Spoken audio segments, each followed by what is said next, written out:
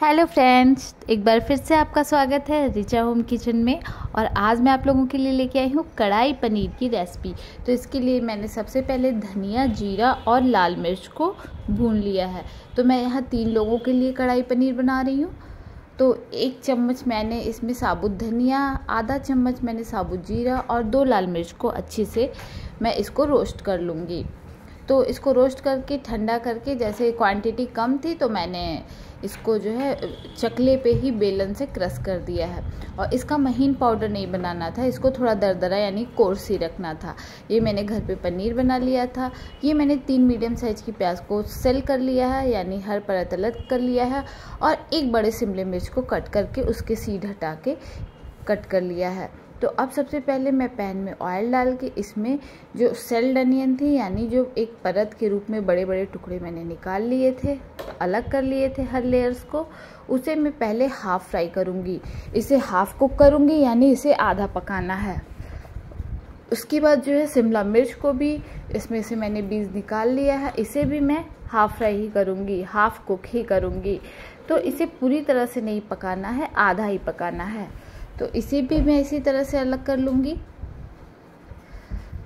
तो अब इन दोनों चीज़ों को मैं अलग करूँगी। आप देख सकते हैं ये हाफ कुक हो चुका है। तो अब प्याज को और शिमला मिर्च को मैंने अलग कर लिया है, कैप्सिकम को। अब ये लहसुन, अदरक, मिर्ची का पेस्ट है और इसमें एक छोटी सी मीडियम साइज़ की प्याज भी है।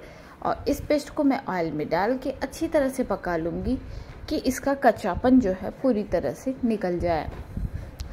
तो अब मैं इन सब चीज़ों को पका रही हूँ। इसी स्टेज पे मैं आधा छोटा चम्मच नमक और लगभग 1 छोटा चम्मच आधा छोटा चम्मच हल्दी पाउडर, 1 छोटा चम्मच नमक और आधा छोटा चम्मच मैंने इसमें मीट मसाला डाल दिया है। अब मैं इसे अच्छी तरह से पका लूँगी। तो अब ये पक रहा है।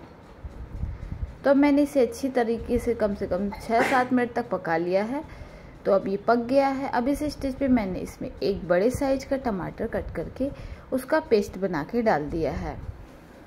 अब मैं टमाटर को भी इन स्पाइसेस के साथ अच्छी तरीके से पका लूँगी। तो अब ये सारी चीज़ें पक रही हूँ। इस स्टेज पे जो मैंने स्पाइसेस दरदरी पीसी थी उसे मैं इसमें मिक्स कर दूँगी।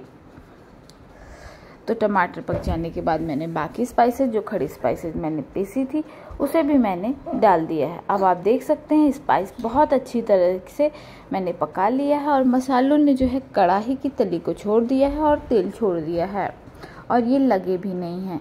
इस स्टेज में जिस मिक्सर में मैंने सारी चीज़ें पीसी थी उसी में मैं डाल के उसे खंगाल के बाकी पानी भी डाल दी हूँ। और जिस हिसाब से आपको अपनी ग्रेवी रखनी हो, थिक रखनी हो, पतली रखनी हो, जिस हिसाब से आप पसंद करते हो उस हिसाब से आप इसमें पानी ऐड करेंगे। तो मैंने इसमें लगभग 1.5 कप पानी ऐड कर दिया है। अब इसमें एक बॉयल आने का वेट कर लेती हूँ। तो अब इसमें एक बॉयल आ गया है। इस स्टेज पे जो मैंने पनीर बनाया था, तो ये पनीर मैंने घर पे ही बनाया था। तो इस स्टेज में मैंने इन पनीर को डाल के अच्छे से मिला लूँगी। और इसी स्टेज पे मैं इसमें कैप्सिकम और अनियन भी डाल के पकाऊंगी। तो अब इन सब चीज़ों को बहुत ज़्यादा देर तक नहीं पकाना है। मैं इसे मीडियम फ्लेम पे सिर्फ 5 मिनट के लिए पकाऊंगी, क्योंकि मेरे मसाले पहले से ही पक चुके हैं।